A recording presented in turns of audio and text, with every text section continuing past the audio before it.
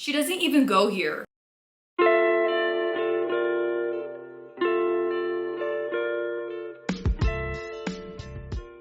Hey guys, today I decided to read scary stories for you because I am your jester. You can count on me to entertain you. Let's get into reading some scary stories. I am aware I look like the Unabomber. Let's get into our first story. The cabin. A hiker decided to go on a hike by himself, something he was not very used to. The whole day was normal. Trees and bushes engulfed his surroundings. He enjoyed being outdoors in the mountains. Nothing seemed strange to him. That was until he was making his way back to his car. He figured an 8-hour hike was good enough. The sky was already getting dark and he needed to get back fast. What was odd was how much he didn't recognize the trail back. He began to panic. Night had already taken over and all he had was a flashlight and no clue on how to get back. He knew it was already too late and too dangerous to keep going through the perilous forest. He began to worry that he would have no shelter for the night when, almost luckily enough, he stumbled across a broken down cabin.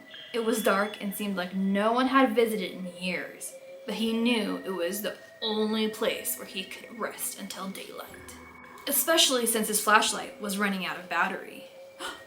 He knocked on the door a few times, but no one answered. So he let himself in,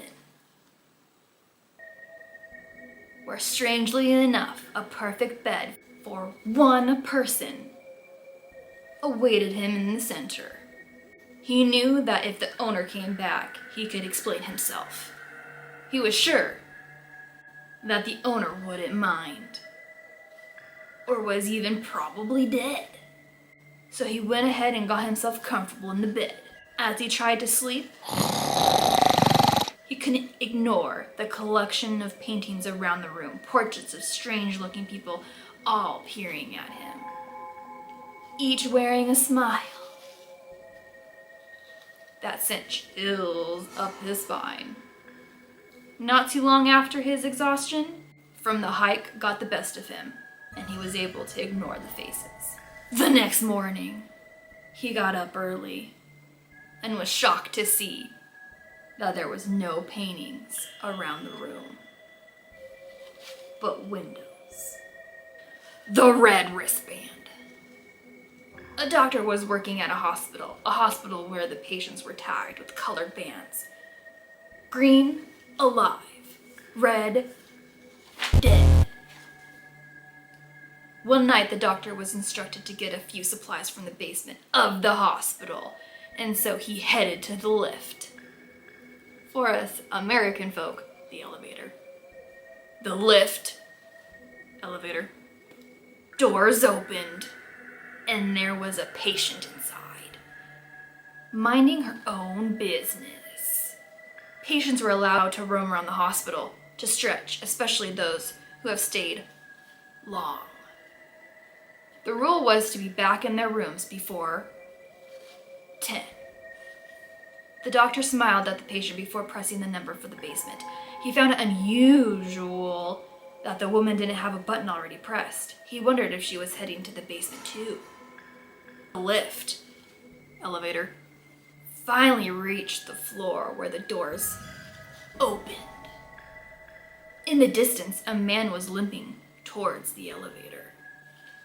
Lift. And in a panic, the doctor slammed the elevator. Lift, button to close. It finally did, and the lift, elevator,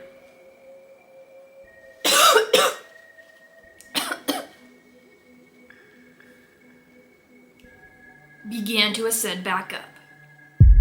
The doctor's heart was pounding. Why did you do that? He was trying to use the lift, elevator. The woman stated, annoyed. Did you see his wrist? The doctor asked. It was red. He died last night. I would know because I did his surgery. The woman lifted her wrist. He saw red. She smiled. Like this one? A mother's call. A daughter was in her room, upstairs, doing her homework, when suddenly she heard her mother call to come downstairs for dinner. She jumped onto her feet and began making her way towards the stairs. But before she could even take a step, hands grabbed her and pulled her into the laundry room beside the staircase. She panicked before realizing it was her mother, her real mother. Eyes watery and bloodshot. Don't go down there, honey.